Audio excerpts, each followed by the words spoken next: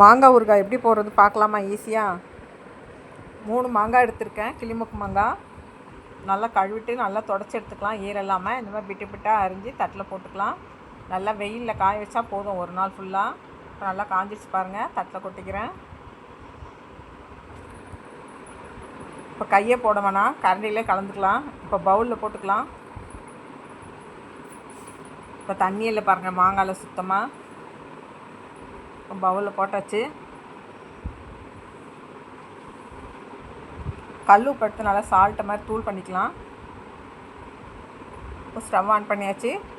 3 spoon கடுகு, 3 spoon வெந்தயம் போட்டு நல்லா வறுத்து எடுத்துக்கலாம். இதை பவுட்ரு பண்ணிக்கலாம். வறுத்ததை ஆற வச்சு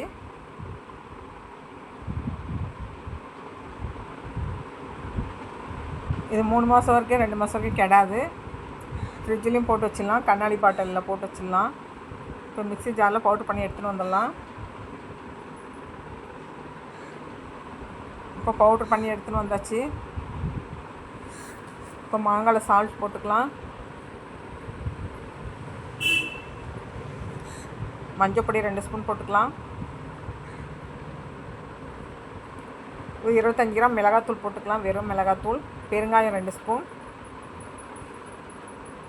இப்போ நல்லா கலந்து விட்டுக்கலாம். கொஞ்சம் எண்ணெய் ஊற்றிக்கலாம் லாஸ்ட்டில்.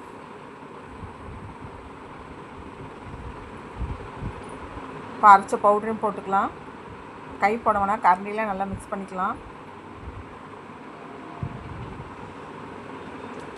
நல்லா கலந்துட்டு மறுபடியும் நல்லெண்ணெய் ஊற்றிக்கலாம். நல்லெண்ணெய் எவ்வளோ ஊற்றுறமோ அவ்வளோ ஊறுகாய் கெடாது. லாஸ்ட்டில் தாளித்து விட்டுக்கலாம். கடையில் எண்ணெய் கையை படாமல் வச்சுக்கணும். கைப்பட்டால் கெட்டு போயிடும். ஸ்பூனில் தான் நம்ம யூஸ் பண்ணணும்.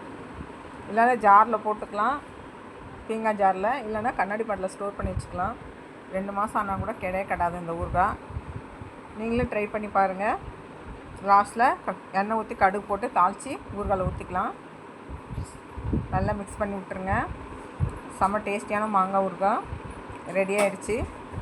நீங்களே ட்ரை பண்ணி பாருங்கள். இந்த வீடியோ உங்களுக்கு பிடிச்சதா லைக் பண்ணுங்கள், சப்ஸ்கிரைப் பண்ணுங்கள். அடுத்த வீடியோவில் பார்க்கலாம்.